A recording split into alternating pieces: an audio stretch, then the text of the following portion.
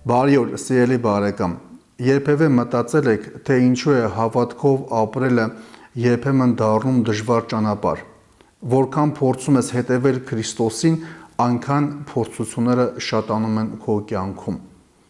Այստեղ է երևում կյանքի իրական ամենախորը ճշմարտությունը, որ խաչը ոչ թե կործանում է, այլ ձևավորում։ Եվ ամենքին ասում էր. եթե մեկը կամենում է իմ հետևից գալ,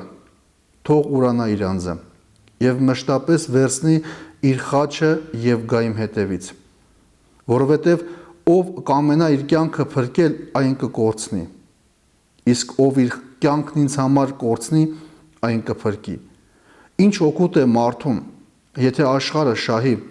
բայց իր կյանքը կորցնի ու կործանվի, որովհետեւ ով ամաչի խոստովանել ինձ եւ իմ վարդապետությունը, մարդու որդին էլ կամաչի նրա համար եւ գա իր փառքով եւ իր հոր եւ սուրբ հրեշտակների փառքով։ Բայց արդարև ասում եմ ձեզ,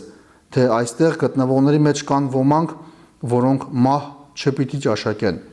մինչև որ չտեսնեն Աստծո արքայությունը։ Ամեն։ Քրիստոսի այս խոսքերը առաջին հայացքից վախեցնող են թվում։ Ուրանալ ինքդ քեզ, վերցնել քո խաչը։ Բայց իրականում այս խոսքերը մեզ տանում են դեպի ազատություն։ Աստված կանչում է մեզ ոչ թե տառապելու, այլ սիրելու, որ նույնիսկ զոհաբերությունը ուրախություն լինի մեզ համար։ Խաչը կորստի նշան չէ, խաչը վստահության նշան է։ Աստված հրավիրում է մեզ, վստահում է մեզ, որ մեր փրկության ճանապարհը իր հետ միասին անցնենք։ Երբ կյանքում հանդիպում է դժվար մի փորձություն, ոչ թե տխրիր ու ասա ինչու ես Տեր կամ ինչու ինձ իմ հետ պետք է պատահի, այլ ասա շնորհակալ եմ Տեր, որ վստահում ես ինձ եւ ինձ արժանացնելու ես հաղթանակին։ Տերն ասում է. եթե կորցնես քո կյանքը իմ անվան համար, այն կգտնես։ Սա է իրական հաղթանակը։ Երբ ներվում ես, հաղթում ես չարությանը։ Երբ զոհում ես հանուն սիրո, հաղթում ես եսասիրությանը։ Երբ փորձության պահին հաստատուն ես մնում հավատքի մեջ, հաղթում ես վախին։ Այսօրվա պատգամը պարզ է։